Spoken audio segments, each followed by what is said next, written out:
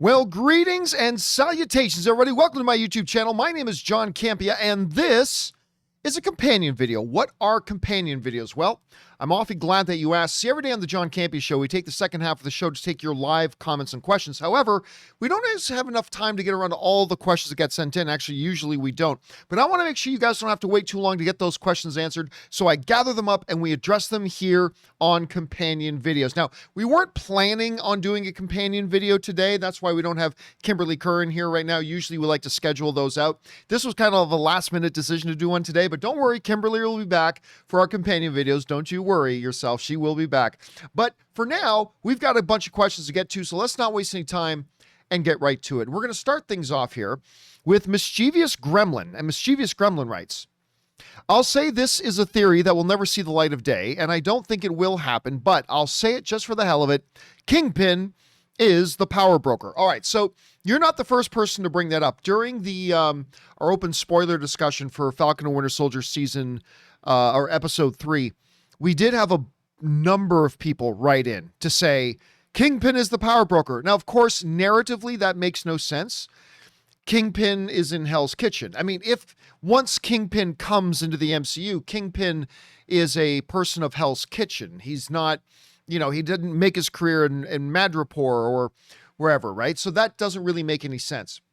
But I mean, theoretically, once Kevin Feige decides to do whatever his incarnation of Kingpin is going to be, maybe he says Kingpin never was in New York or Hell's Kitchen. Maybe he says his Kingpin has always been in Madripoor. That's possible, I suppose, but I also think pretty unlikely. So anything is possible in this new Kevin Feige world.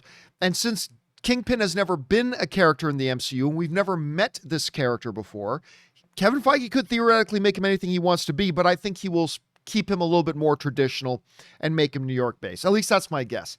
All right, next up, we've got Greg Scott Bailey who writes, one of two. John, mixing some TV/movie/voice acting and tabletop gaming, I watched a Critical Role episode, Warcraft Game Session with Terry Crews, I love Terry Crews, Ashley Birch, and others. With moments like this, Henry Cavill building a PC live online and reunited apart, which has been great, by the way, bringing back folks like the Lord of the Rings crew for a reunion, we're truly living in an amazingly creative time for geeks, nerds, and genre fans. I continue to hope that we can all use this as a way to appreciate what we have versus some of the toxicity we've seen. All right, thanks a lot for saying that in, Greg. I am still amazed by what it is we're able to do. It wasn't that long ago that there was no such thing as YouTube. It wasn't that long ago. I still remember driving in my car and listening to, I think, a Leo Laporte podcast talking about YouTube. And me, at the time, who I was making videos and putting them online, was having to deal with bandwidth charges and all this kind of stuff. There was just not a good way to share video online. And hearing about that, it was amazing. And then, of course, the advent of live streaming online and all that kind of stuff. I am still amazed that, what I able to do.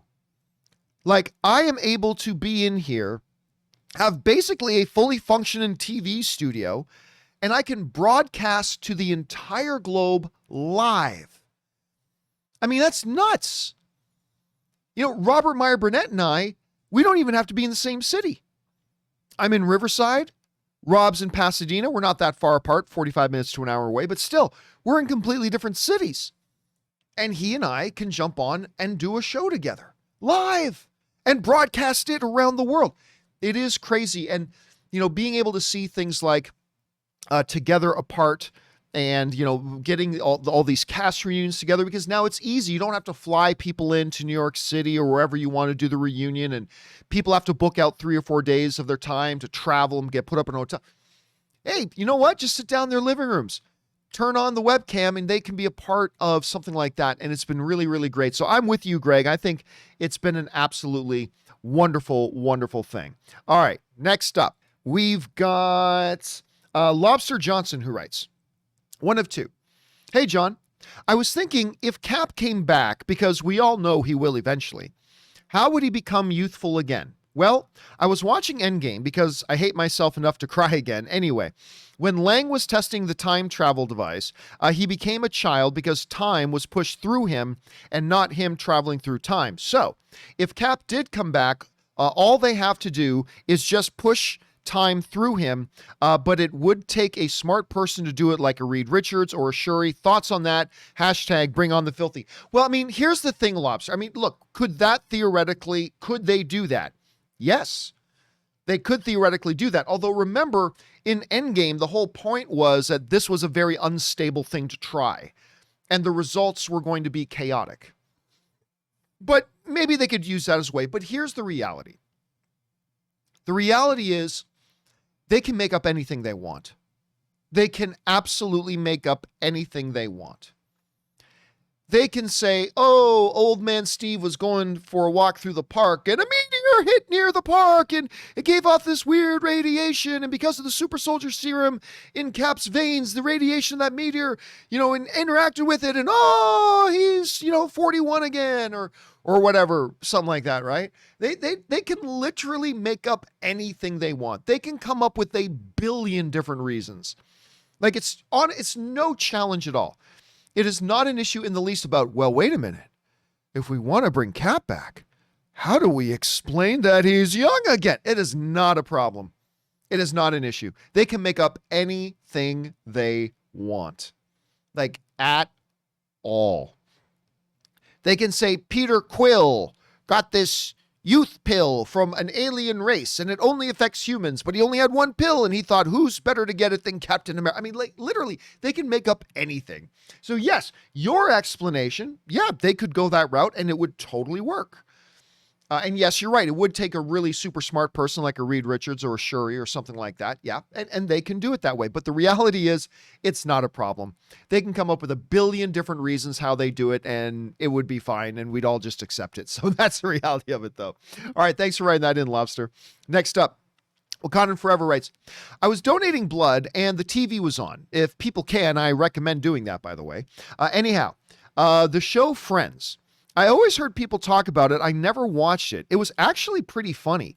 I didn't mind seeing Jennifer Aniston and the ladies either. Well, listen, no, seriously. It is the cool thing to say, oh, Friends? That it's the cool thing to do that. The reality is this. Friends was a really good show with like really crisp, clever writing. The banter and dialogue, the characters were a perfect mix of different personality types that worked really, really well together and just made for some terrific television. I mean, not every season was great, but it was a great show. There's a reason it is one of the most all-time beloved shows. And I would honestly recommend, if you have never seen Friends, forget the stigmatism attached to it. Forget the stigma of, oh, you're watching Friends. Screw those assholes. Give it a try. It's actually a really funny, really delightful show. And there is a reason it has kind of the legendary status that it does. So check it out. Again, like any show or movie, it's not going to be for everybody, but I think a lot of you would actually like it if you gave it a shot. Anyway, thanks for sending that in, Wakanda. Next up, Wakanda also writes, John, forgive me. Wakanda got excited for Falcon and the Winter Soldier. It's been a while. We are still figuring out the rules for movies and streaming shows. I try to keep it to the spoiler discussions. I saw the Loki trailer. I loved him in the movies. It looks interesting. Absolutely. Like, don't get me wrong. I'm not going to say, I wasn't really interested. No. I've been very, very interested in Loki. I love Tom Hiddleston as the character. I love this character. That trailer that they just dropped the other day was fabulous. And it did what a trailer needs to do. It got us excited for it. It gave us a bit of an idea about what is the story of this thing. Without giving too much away, they just gave us enough so we got the general gist of what's going on. It was great seeing Owen Wilson in there again. So yeah, man, I am very, very looking forward to Loki, and I did like that trailer a lot. All right, next up. An anonymous viewer writes, can I get some life advice? Well, I'm always here to be a life coach. Can I get some life advice? I just had another relationship end with a girl and I just had another relationship end with a girl with it just not working out. And that happens. I'm 24 and I feel like I'm running out of time. I feel like I'm running out of time to find somebody. Some people I went to high school with are already married or engaged. What should I do? Okay, look, I get it. I do. And I do not mean to make light of your plight. I don't. It's just that I was 24.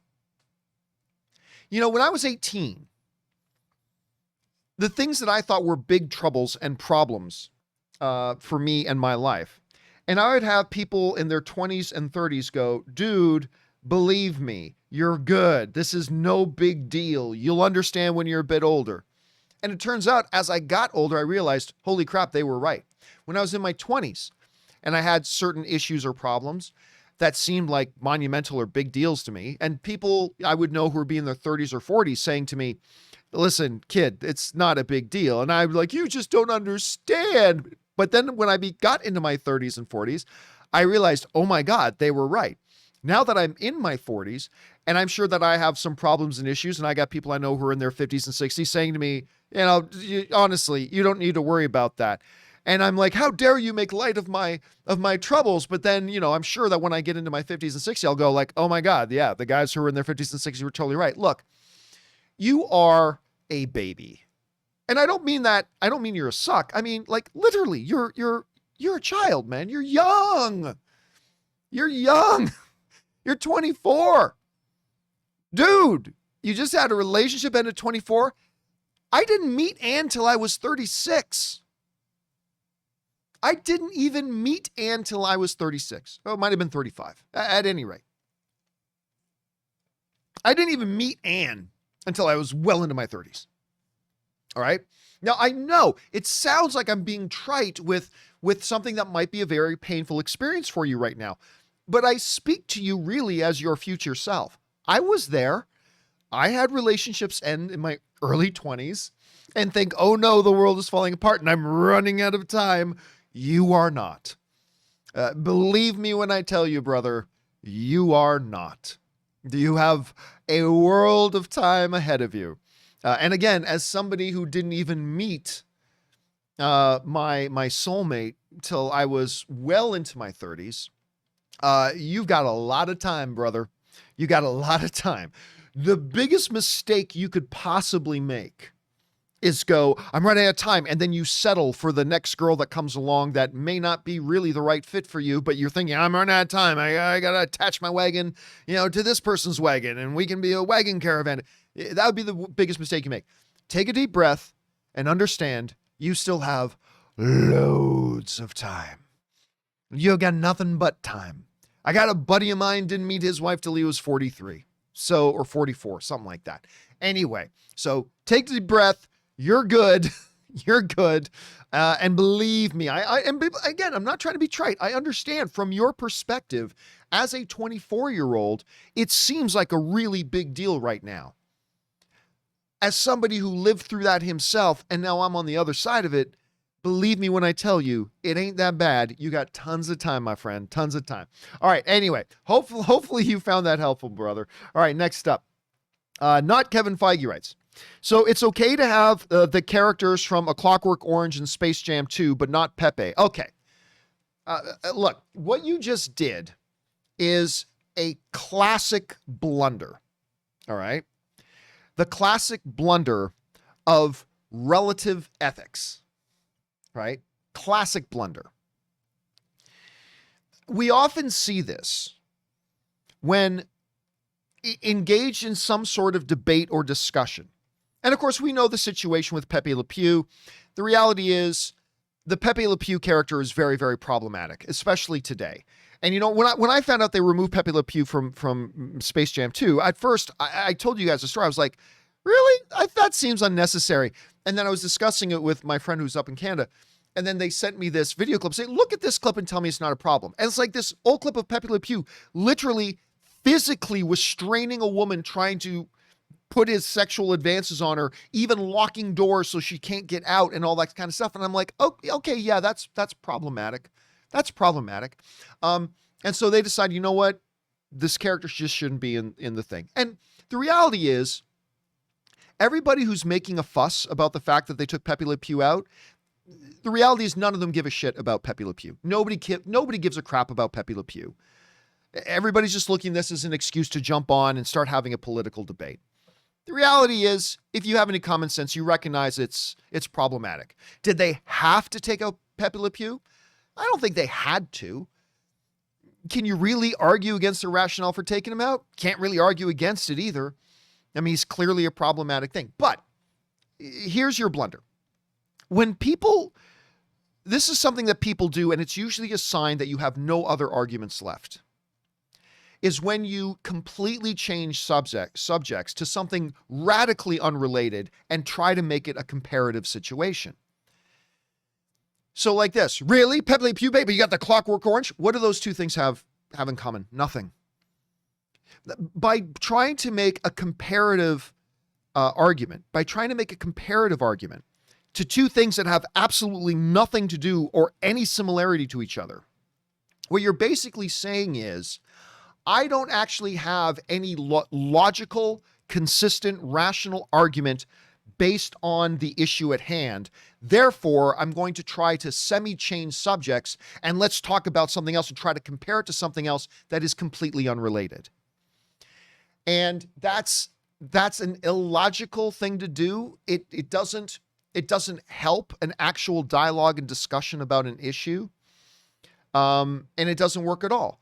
If you ever want to get into a comparative ethics sort of comparison, you have to take something you're drawing a comparison to that is like unmistakably and unarguably very, very comparative. For example, let's look at the Ezra Miller situation and the situation with the dude who I keep forgetting his name, but the dude who played Elongated Man in the Flash TV series. These are two actors working for the same company, both playing superhero characters on various Warner Brothers media extensions at roughly the same time. This is a very comparable, very identical situation. They diverge where one actor, Ezra Miller, physically initiated a physical altercation against a woman, put hands on her throat, and took her down to the ground. The other was a guy who didn't actually physically do anything and said some very stupid things, but had old tweets from years previous come to light that he had said some pretty stupid stuff years previous. This, given the circumstances, is a very comparable situation. And then, we'll look at Warner Brothers did nothing about Ezra Miller. And I'm a fan of Ezra Miller. I really like his Flash. Like, if you guys seen all my reviews, I do. I really like his Flash. I like his incarnation of Flash. But, they did nothing. They didn't even address it. They went into a total cone of silence lockdown and said, shh, let's just not talk about it. Whereas the dude who played Elongated Man, they fired him instantly. As soon as these old tweets came up, they fired him instantly. Now, look, I have no problem if for their company, they want to adopt a see no evil, hear no evil, speak no evil philosophy with Ezra Miller. I have no problem that for their own corporate brand, somebody else said something and they decided to want to fire him. I just thought it was radically hypocritical that they applied two radically different sets of behavior to how they decided to deal with those two situations. A guy actually physically did something. They did nothing about it. They said nothing about it. A guy didn't actually do anything physically. They just unearthed old tweets he said, and they instantly fired him. See, that's a comparative situation. Two actors playing superhero characters for the same company, both in branched media outlets for that company, roughly around the same time period.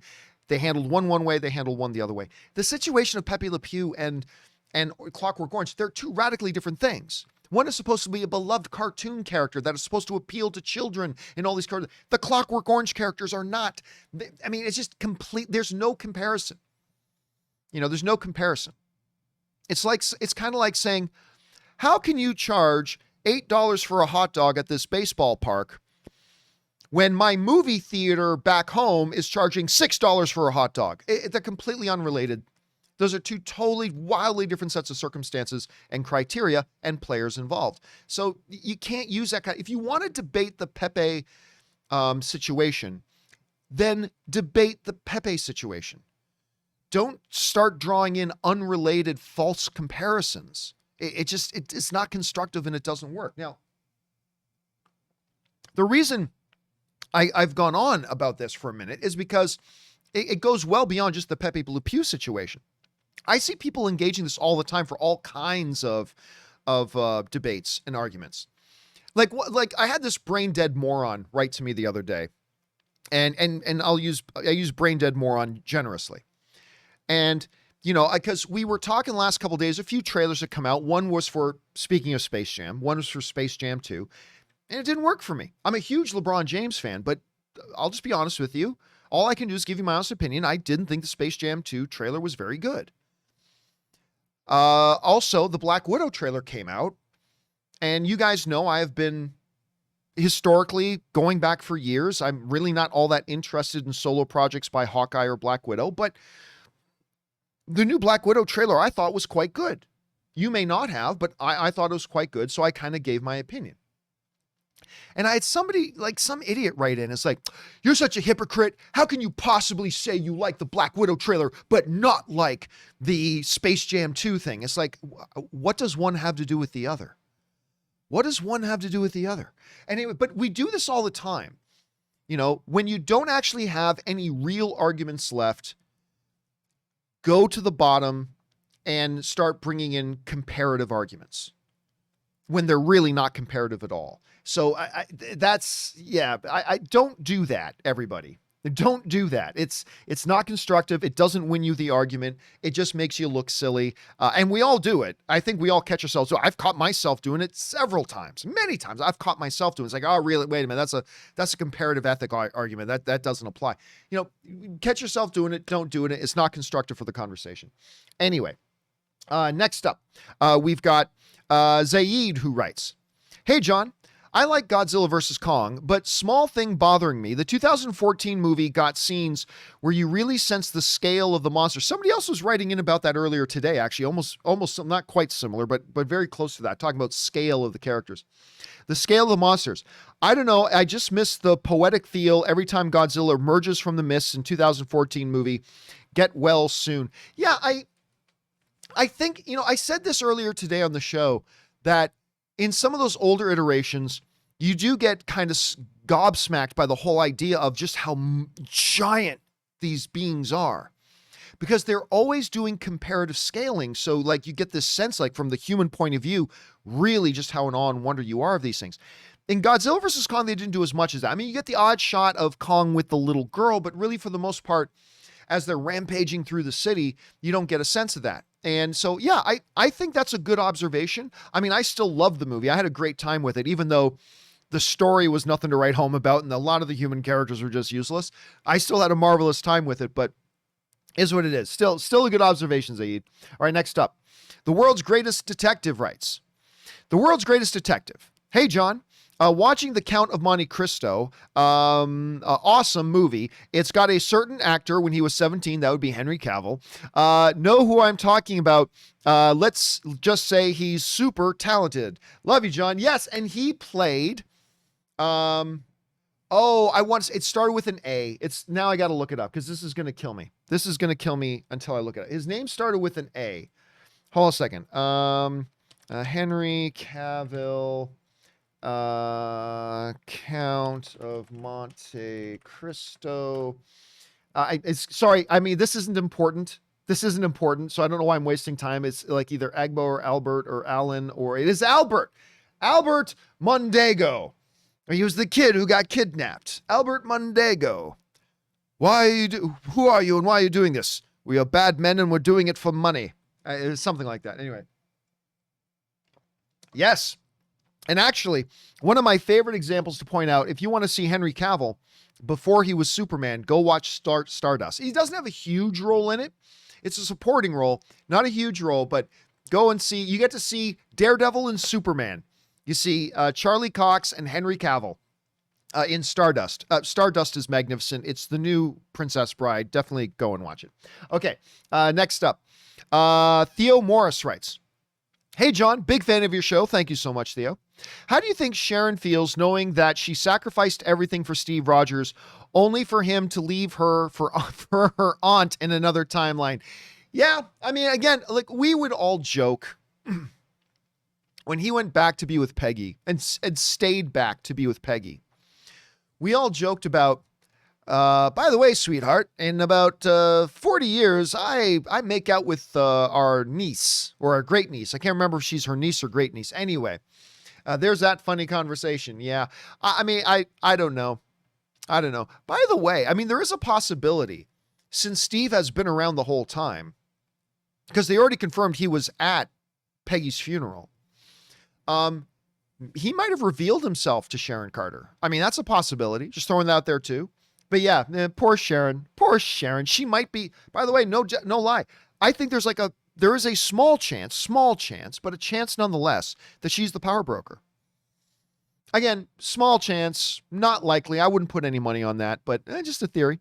All right, Jacob writes, in a Slash Film article, Warner Brothers producer Peter Safran says the Suicide Squad are targeting Jotunheim, a Nazi prison/lab in Corto Maltese, in James Gunn's upcoming movie. That got me thinking, could Taika Waititi's undisclosed role be replacing Adolf Hitler? Okay, that's a great theory. I doubt it. I severely doubt it. Now, of course, for some of you who may not know, like it was announced a long time ago that Taika Waititi does have some kind of small role in this upcoming Suicide Squad, probably just a quick cameo. But, and for those of you who may not know, if you've not seen Taika Waititi's movie, Jojo Rabbit, you're just robbing yourself. He won an Academy Award for it. I mean, Jojo Rabbit is amazing and you should definitely watch it. But of course, he plays a child's imaginary version of Adolf Hitler. And he's great in it as Adolf Hitler. But the idea of what if they come across a preserved Adolf Hitler? I don't think he'd do that. I think honestly, I don't think they'd do that. But they were going to do something like that. A movie like Suicide Squad might be the one they do it for. So I'll tell you what, Jacob, it may not be the dumbest theory in the world. Let's keep our eyes on that. All right, next up. Hill Climber writes, "Hi, John. People forget that the original Captain America is not dead. He's probably had his own secret organization during the years. Sharon, we were just saying this. Sharon could be working for him. She is Peggy's niece. Do you think he would just leave her on her own? More to the story."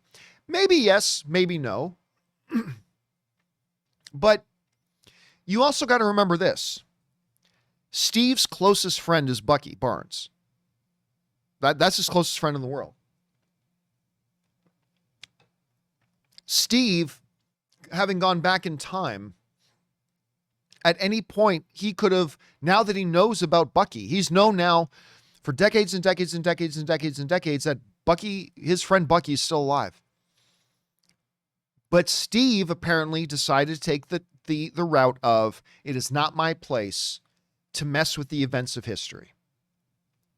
Because you would think if he was going to step in and intervene and help anybody, it would be Bucky.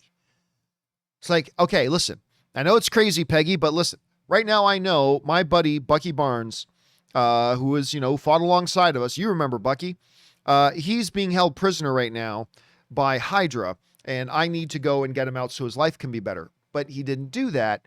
And I think he's just decided to stay, not until that moment when Bucky, and he knew that Bucky and Sam were going to be waiting in that spot on that day at that hour for him to reappear. And of course, he wasn't going to reappear, and he knew to be there waiting for them. And that's the time he decided to reveal himself. So again, I do think it is a possibility. We may find out she's actually been working for Steve now for years. Maybe. There's so much we don't know about Steve Rogers right now and what he's doing and what he has been doing for the past 30, 40 years. So it's a possibility, Hill Climber. It's a possibility. All right, next up.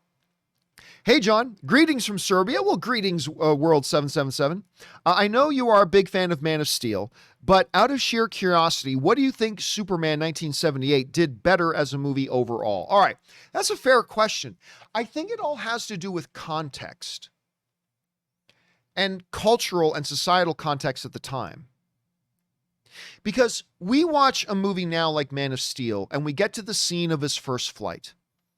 And it does fill us with awe and imagination as he blasts off into the sky and that musical score is playing, and it's just wonderful and breathtaking. But you got to remember, back in 1978, and obviously I never saw it when it was in theaters or anything like that, but back in 1978, before there was CGI and before there was like huge advancements in visual effects, the big marketing campaign was, "You'll believe a man can fly." Now, for many years, going back to the old black and white Superman stuff, they did the screen thing and look, it looks like he's flying, but this was such an advancement that they actually boasted about in their marketing. "You'll believe a man can fly."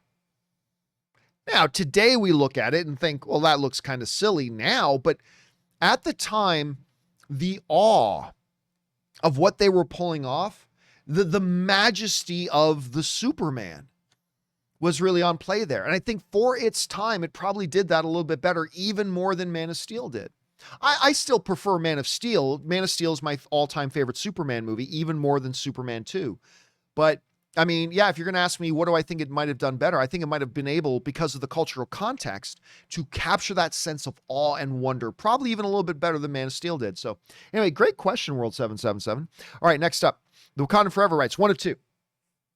I'm going to be honest as a film fan. I thought my movie-going days were over. I think a lot of people did.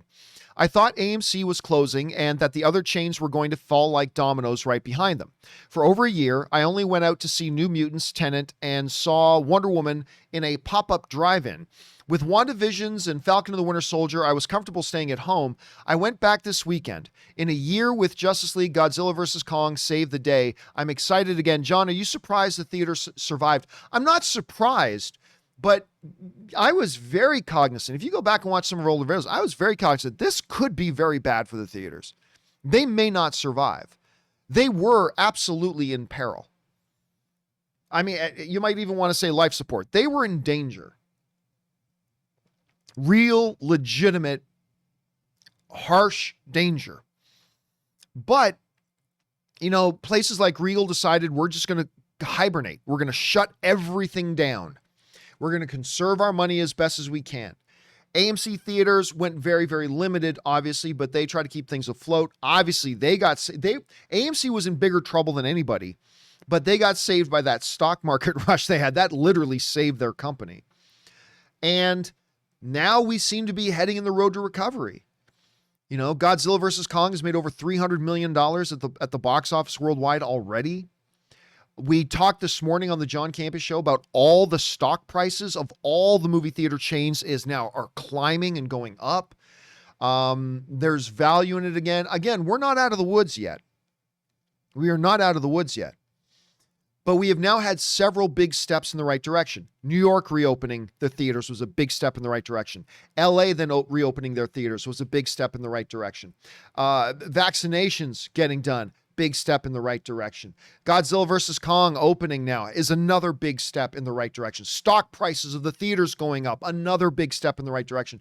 You know, you take enough steps and you turn around, you look behind you, you realize, man, we've come a long way. And the outlook for movie theaters in just like the last 3 or 4 months has come a long way because it was looking dire. Am I surprised they survived? I'm not surprised. But to be honest, I also wouldn't have been completely surprised had they gone under, because it was touch and go there for a while. And even though things are much better right now, they're still not completely out of the woods.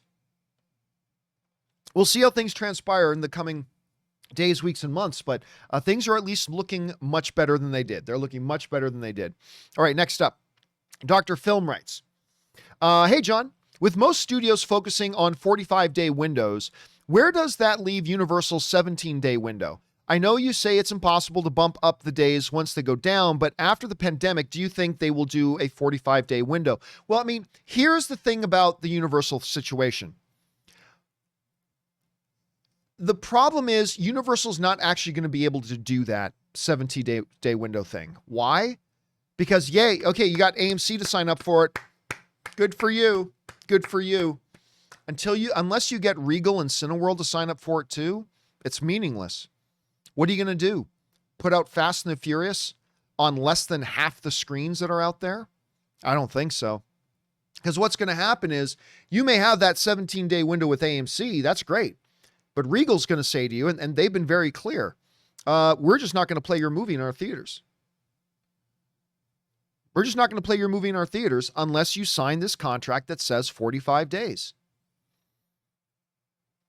So, but we signed a deal with AMC. It doesn't matter if you signed a deal with AMC. You didn't sign a deal with us if you're Regal. And the chairman of Cineworld, the bigger company that owns Regal, has been very, very firm about that he ain't signing that 17-day deal. There's no way. So that's fine that AMC signed it. So Universal's going to face a decision. Do we put out our movies just on AMC screens and miss out on 70% of the rest of the screens out there so we can have that 17-day window? Or do we agree to the 45-day window so we can be on all the screens everywhere and then put it out, after the 45-day window? So honestly, I think the Universal 17-day window, look, where it might come into play is maybe a couple of small little titles that Universal doesn't take seriously. Like, okay, yeah, we'll just put this little film out in AMC theaters for a couple of weeks. And it was going to be a direct-to-video movie anyways, but we'll put it out in AMC because we can.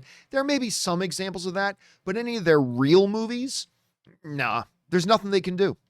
There's nothing, unless the bigger ones besides AMC, particularly Cineworld and Regal, sign on, which they said they're not going to, the Universal is screwed and they're going to have to go with the 45-day one as well. So, I mean, again, we'll see how it all plays out, but it seems pretty clear to me.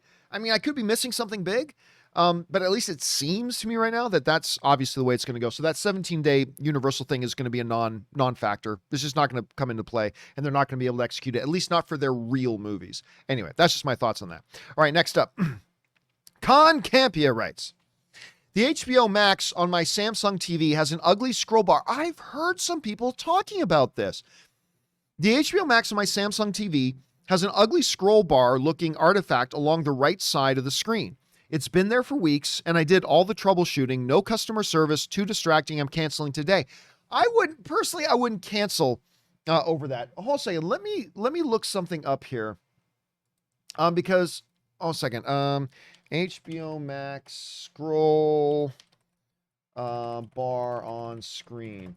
You are not I've heard some people talking about this. Let me see if I can get this image here. Okay, yeah. Let me know if this is what you're experiencing too. So here's this picture, and you can see, with the yellow circle, there's like what looks like a scroll bar on the side. I had heard some other people talking about this. I have personally never had this issue myself. I've never personally had this issue, but I stumbled across a couple of threads where it is not like a completely unique issue. Apparently this is something a number of people are experiencing.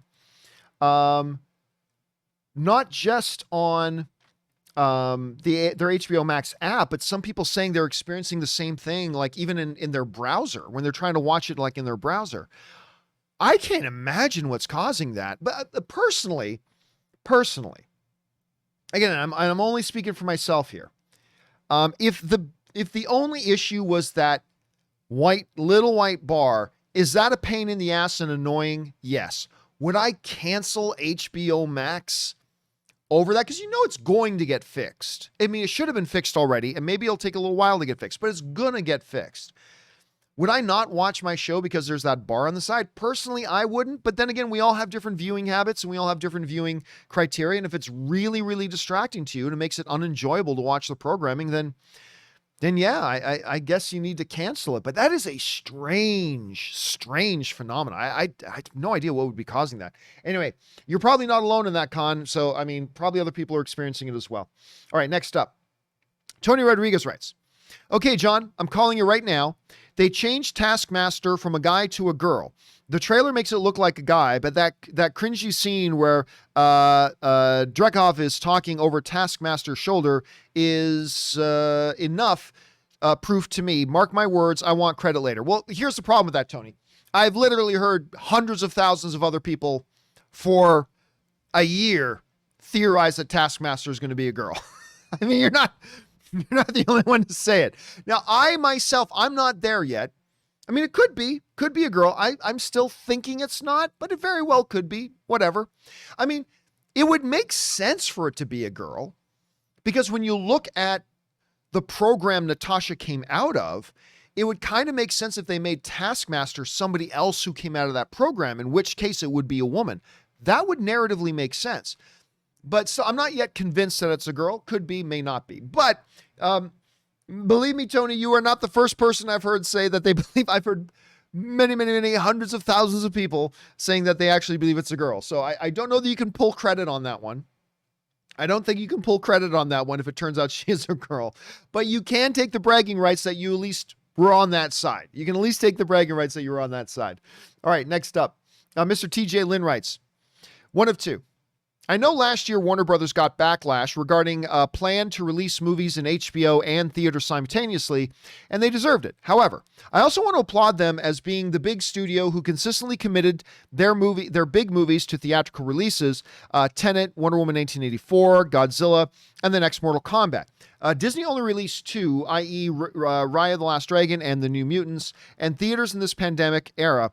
Paramount, Sony, no big movie releases. Universal released nobody, but that's not really a quote-unquote big movie. I mean, right now, though, we're in a period right now where we are on the uptick, right? But yes, especially Tenet. And look, Warner Brothers took a little bit of a financial bath on Tenet, but I always appreciated that Warner Brothers stood their ground. They took that step forward. I don't know, maybe Christopher Nolan was forcing them to do it, but that under those circumstances, they put Tenet out. Not all the theaters were available. A lot of them weren't, but they decided to put it out anyway. And I've always respected that. And I will continue to respect that. I mean, again, their whole HBO thing was a total joke and pissed off all their financial partners, all their creative partners, all their filmmaking partners. They backstabbed a lot of people doing that. And there's going to be a reckoning, I think, at some point down the line for them. But you're right. When the chips were down, they did something the other studios didn't, and they do deserve credit for that. And you're absolutely right about that, TJ. All right, next up. Nick Venom writes, hey, John. People wonder why Zack Snyder's Man of Steel didn't do better. I'm amazed at how well it did. There's been 3 Superman TV shows and a bunch of bad Superman movies. Superman is overexposed. I disagree with that. Yeah, there's been like 3 different Superman shows, but over the course of 3 decades. Over the course of decades. I mean, we had Iron Man in like 8 movies. People kept going to see Iron Man. Right? Superman, and now the Superman, also this Superman movie was the first Superman movie to be released in the new golden era of superhero movies. When Marvel had made the comic book movie genre the dominant, most powerful force at the box office. And it was under these circumstances that Man of Steel came out. And it's a great movie. But I mean, it's just a lot of people didn't like it. I still struggle with why. To me, that of the comic book genre, like when I say it's a masterpiece of the genre, people say, oh, you're saying it's as good as The Godfather? No. Pay attention to what I'm saying, moron. It's a masterpiece of the genre. I believe within the genre of comic book films, I believe it's a masterpiece in the genre. I really do. I think it's a breathtakingly beautiful, wonderful film. But the reality is a lot of people didn't like it. And a lot of the critics didn't like it. And a lot of the audience didn't like it. And I still don't get why. And that's okay. I don't need to understand why. It's all subjective and I respect that. But, it is what it is. It is what it is. And I'm okay with that. I am okay with that. But, I don't believe that, there had been a Superman show. I don't believe that for a second had anything to do with it. I really, really don't. I think that it's one of those characters that if you make something good and something great that people really like and enjoy and everybody gets on board with, it could have been $1 billion film. But for whatever reason, a lot of people, it just didn't connect with a lot of people for whatever reason. And it is what it is, unfortunately, Nick. It will be one of those forever mysteries to me, Nick, about why that movie didn't do better or why people didn't respond to it better. All right, Sergeant Ward writes, have you seen the trailer for the new Netflix movie Monster starring Kelvin Harrison / Jeffrey Wright? I love Jeffrey Wright. Slash Jennifer Hudson. There is no IMDb page for this movie for some reason, and it's a Netflix movie, so I wouldn't be surprised if you didn't hear about it. Nope, never heard of it. Never heard of it. And again, you're right, not surprised. It's a Netflix movie. Netflix is the worst company in the world at promoting their own material. Never even heard of it. So, and that would be very odd if it's a real thing. It's very, very odd that there's no IMDb page. There's always an IMDb page. I mean, so you might want to double check that again, but as of right now, Sergeant, no, but I love Jeffrey Wright. So you've instantly got me interested. You got me interested. I still cannot wait to watch him play Commissioner Gordon in the new Batman movie. I'm totally stoked for that. But yeah, unfortunately, Sergeant, I've not heard of it. But double check it again to see if there's an IMDb page. All right, Caleb writes, John/Rob. Rob's obviously not here right now. Cannot recommend enough that you watch Wolfwalkers. I've had a number of people writing in recently to tell me the same thing. It's an animated movie based on an Irish folk tale about people who turn into wolves at night. Style is a cross of Samurai Jack and motion graphic fairy tale. Better than Soul, in my opinion. It's on Apple TV Plus. You know what? I think I just might have to check it out. It does sound like something that's right up my alley. And I may have to check that out. And like I said, you're now the third or fourth person in the last week or so to recommend Wolfwalkers, Caleb. So you know what? I've got Apple TV Plus. No reason not to check it out. I think I am going to check it out, my friend. Thank you for the recommendation. All right, Wakandan Forever writes, WWE Hall of Fame, class of 2020 and 2021. The NWO, they belong in the Hall of Fame. Eric Bischoff totally belongs in the Hall of Fame. Rob Van Dam totally belongs in the Hall of Fame. And yes, the Big Red Machine, Kane, also totally belongs in the Hall ofAme. I saw Kane live for a Raw taping. The fire and flames, I can still feel the heat to this day. What is your favorite wrestling entrance? That's easy. My favorite wrestling entrance is a guy whose name I can't even remember anymore. Bobby Roode. Bobby Roode is his name. Let me see if I can, glorious, Bobby Roode entrance. Let me see if I can find it. Damn, what happened? There we go. So Bobby Roode, let me see if I can bring it up here. He had this amazing entrance song called, the song's called Glorious. And I wasn't really watching wrestling at the time, but my wife said, John, you got to see this entrance by this new wrestler. I believe Bobby Roode is a good Canadian kid too. I think he's a good Canadian kid. So this is the thing, and then he comes in. I hope I don't get demonetized for having this up. Is it going to play?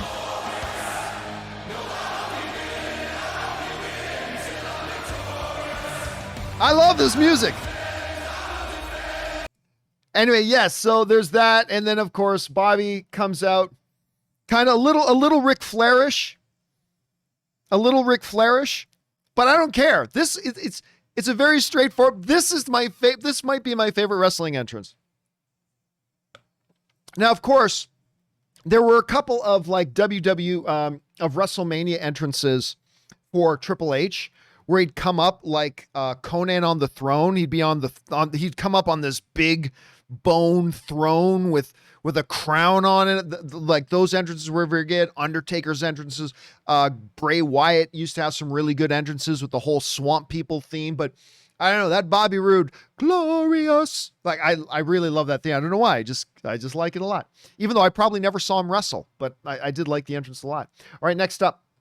Alan writes, hey, John and Rob, if Shuri was able to get the code words out of Bucky /Fix's mind, I don't think it was Shuri that did it because Shuri's not a psychologist. She's a technologist. Anyway, do you think AO/Wakanda could also reinstate them and then activate Winter Soldier and use him to kill Zemo? Probably not. I know it's far-fetched, but maybe Shuri shows up briefly. I mean, I would love it if Shuri showed up. I love that character. It would be great if she did, but remember, it took years of torture and experimentation for them to be able to program Bucky Barnes. It took years. And he apparently is now free and clear of it. So what it would have to mean is that King T'Challa is a double-faced asshole. It's like, okay, yeah, let's cure him, but let's not really cure him. Just in case we want to use him sometime, let's leave a little back door in there so we can manipulate him. I mean, that would make the Wakandans and T'Challa like total assholes. So I'm going to guess no. I'm going to go on a limb and guess no, they're not going to do that, Alan. But hey, I would love it if Shuri showed up. I really would. I don't think they will. I think AO is going to be the only one that does show up from Wakanda, but I would love it if Letitia Wright showed up. I really would. All right, next up. Shahir writes, "Hey John, I've been watching since the AMC Closet days. Thank you so much, Shahir. I finally got around to watching Kim's Convenience. Excellent. After multiple recommendations, and I'm hooked. Mr. Kim has instantly become one of my favorite characters on TV. Glad I gave it a shot. Okay, see you." I love that. Actually, Ann and I just watched the latest episode last night. I love Kim's Convenience. And of course, Paul, who plays Mr. Kim, is great in it. Of course, then we just saw him in Mandalorian as well as the X-Wing pilot. He is honestly one of my favorite male characters on television. Tom Ellis's Lucifer, Mr. Kim, coming up with some other ones. Crowley from Supernatural. I mean, a lot of these, but yeah, Mr. Kim, he is like just absolutely one of my favorite characters in all of television. I love this show. I'm so sad to hear it's not going to get its season 6. I don't know what the hell those people are thinking, but it's really good. I'm glad you gave it a shot, Shira. I'm really glad you did. All right. Ethan writes, "Hey, John, I took your recommendation and watched American Werewolf in London, my all-time favorite horror movie. I loved it. Out of pure curiosity, I've been debating watching the sequel. Don't do it. Do you think it's worth watching, even a funny, bad kind of way, or is it just boring? I thought it's just a mess of a movie. It's not scary. It's not freaky. Has none of everything that American Werewolf in London had going for it. American Werewolf in Paris does not. So personally, I would say spend your time watching something else like The Descent or something. Like, spend your time watching other things. I wouldn't bother with American Werewolf in Paris. That's just me. But then again, all film is subjective, and just because I hated it, maybe you'd like it. So leave it up to your own gut. If you feel like go watch the trailer for it. If you think it looks interesting, then you give it a shot. But if you're just asking for my recommendation, I would recommend giving it a pass.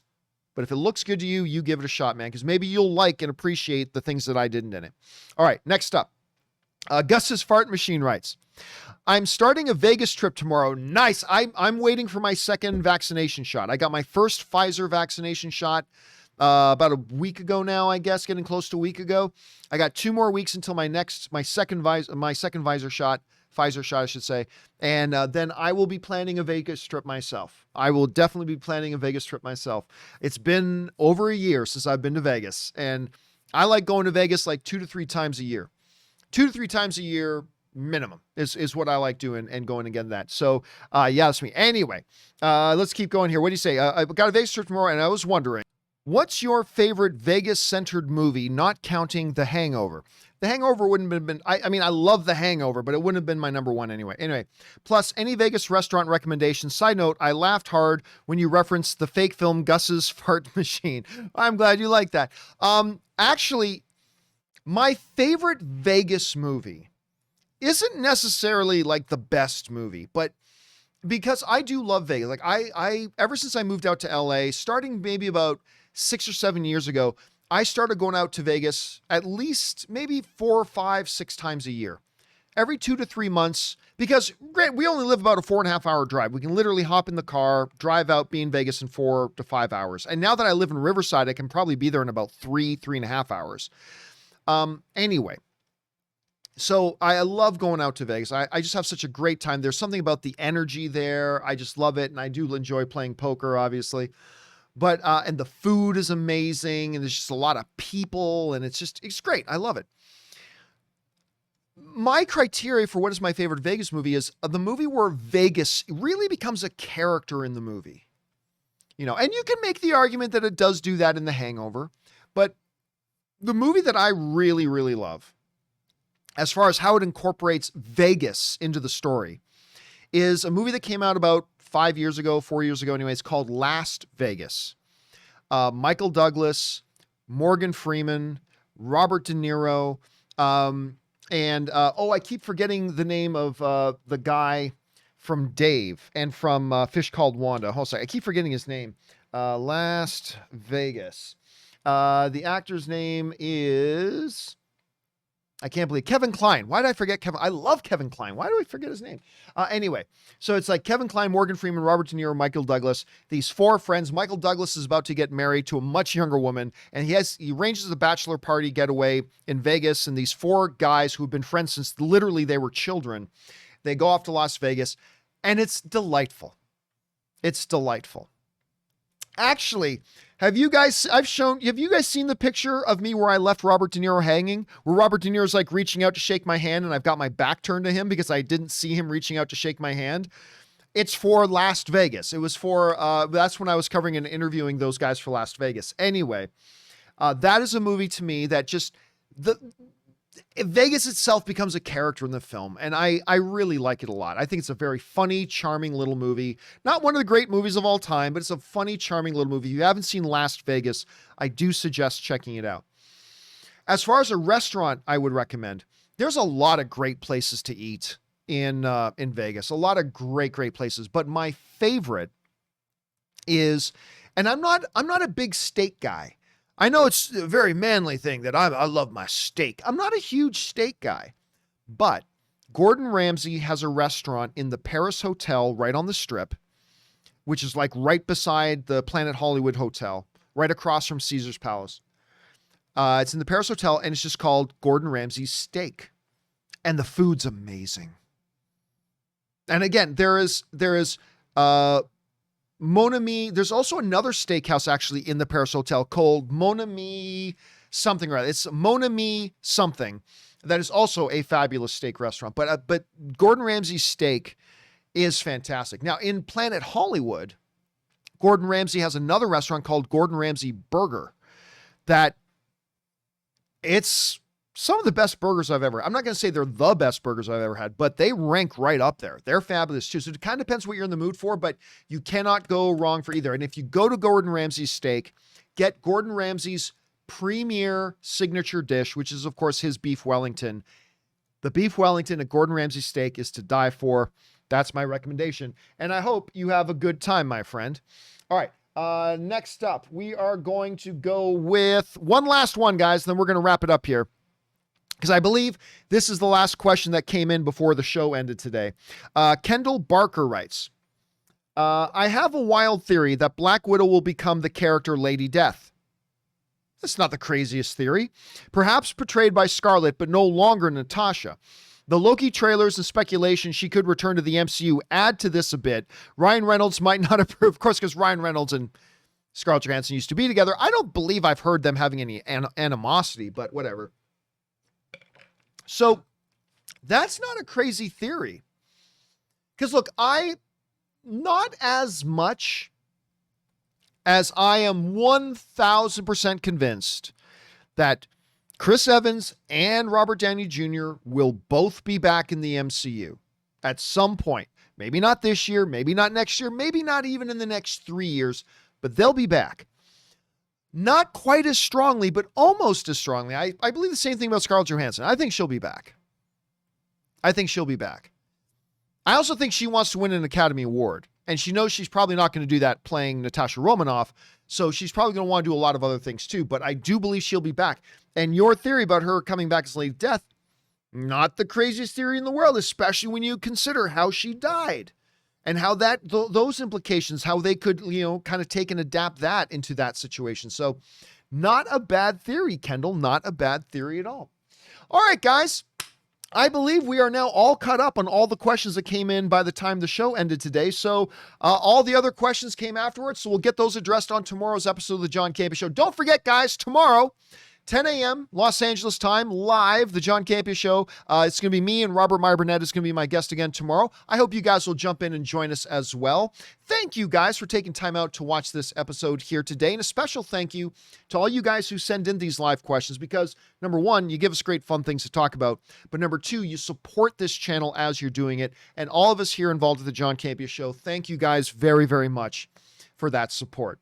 Okay, guys, that will do it for me for now. Thanks a lot for being here. My name's John Campea, and until next time, my friends, bye-bye.